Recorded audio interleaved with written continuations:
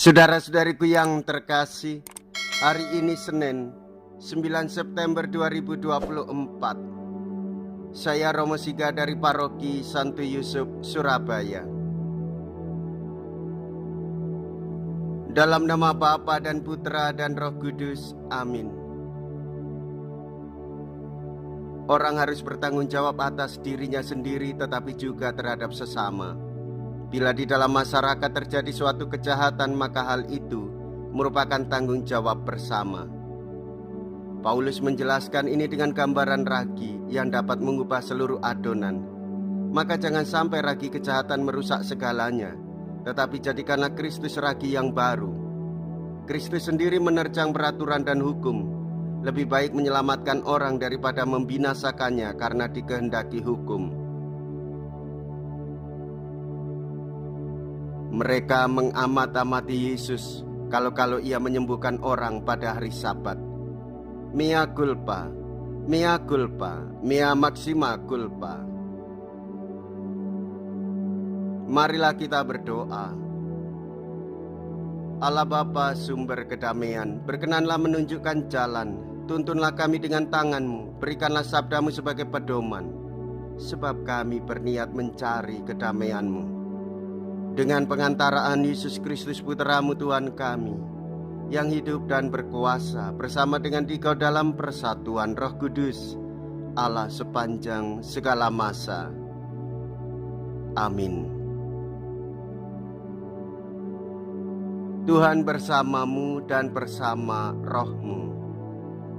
Inilah Injil suci menurut Lukas. Dimuliakanlah Tuhan. Lukas bab 6 ayat 6 sampai dengan ayat 11.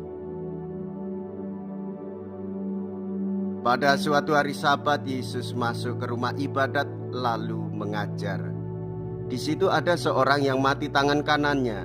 Ahli-ahli Taurat dan orang-orang Farisi mengamat-amati Yesus kalau ia menyembuhkan orang pada hari Sabat agar mereka mendapat alasan untuk menyalahkan Dia.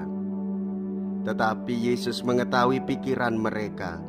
Ia berkata kepada orang yang mati tangan kanannya, "Bangunlah dan berdirilah di tengah."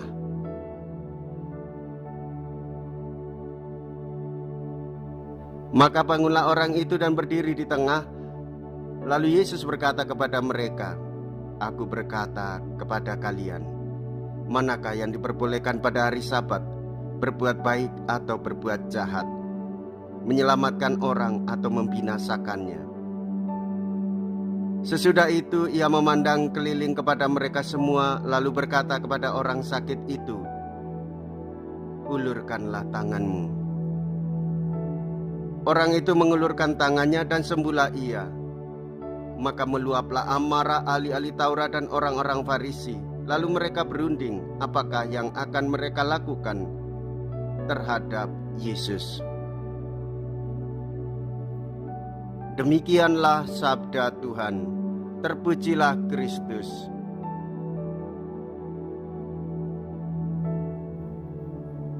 Saudara-saudariku yang terkasih, panggilan hidup kita sebagai murid-murid Kristus, sebagai orang Katolik, hendaklah kita memiliki daya hidup semangat Injili.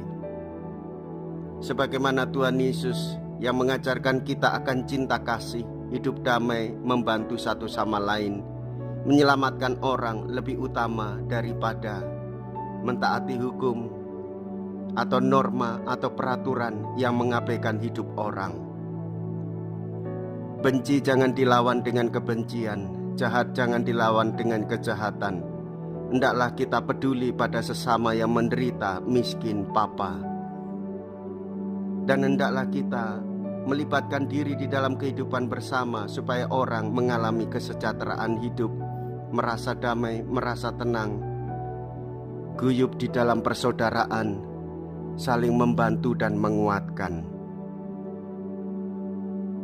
Jikalau kita berani hidup menderita dalam Yesus, maka kita pun akan dipermuliakan di dalam Kristus.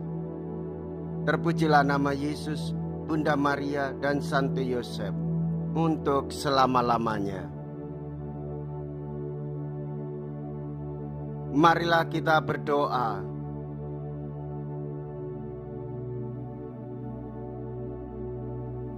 Allah Bapa, sumber kebijaksanaan hidup kami bersyukur atas kekuatan dan kebijaksanaan yang telah Kau anugerahkan kepada kami melalui Yesus Kristus Putra-Mu yang terkasih. Semoga semangatnya selalu mendorong dan menuntun kami dalam perjalanan hidup kami, sebab Dialah Tuhan dan pengantara kami. Amin. Tuhan beserta kita sekarang dan selama-lamanya. Semoga Allah yang Maha Kuasa memberkati saudara sekalian, Bapa dan Putra dan Roh Kudus. Amin. Saudara-saudariku yang terkasih, pergilah, ibadah sabda sudah selesai. Syukur kepada Allah.